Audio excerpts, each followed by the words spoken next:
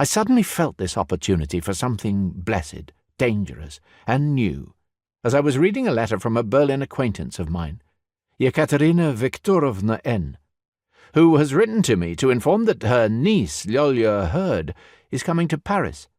Remember our conversations about her? Help her. Look out for her. You surely won't regret it. Katerina Viktorovna, a colonel's widow, a faded army woman cut from a hulking, much too masculine cloth, and possessed of a coarse grey face and a booming wooden voice that manneredly gave commands, would, for days on end, in the Berlin pension in which we had found ourselves cast together, regale me with stories of her beloved niece, a rare exotic creature, quite unlike any of these local girls, whereupon she would smile boastfully and suggestively, with just a touch of sympathy, as it were. "That's her, my darling. What a great pity you haven't met her." These were still desperate times, the last of money, candour, and hope.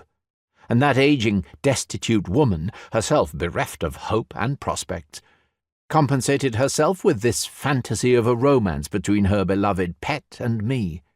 In some measure I conformed to her naive and sentimental martial notions of chivalry.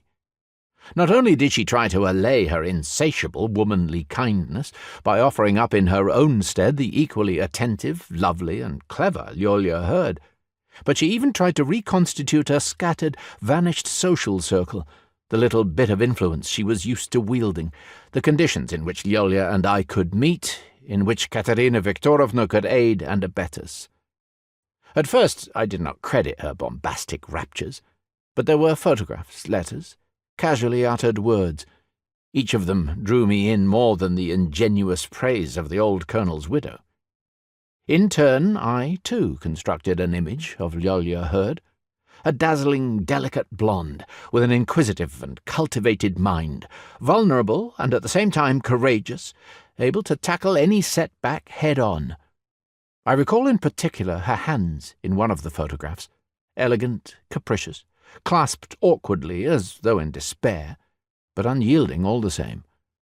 Lyolya Hurd, in leaving her husband, had found herself alone in Belgrade, unable to move to Berlin, and when at long last she did move, I was already in Paris.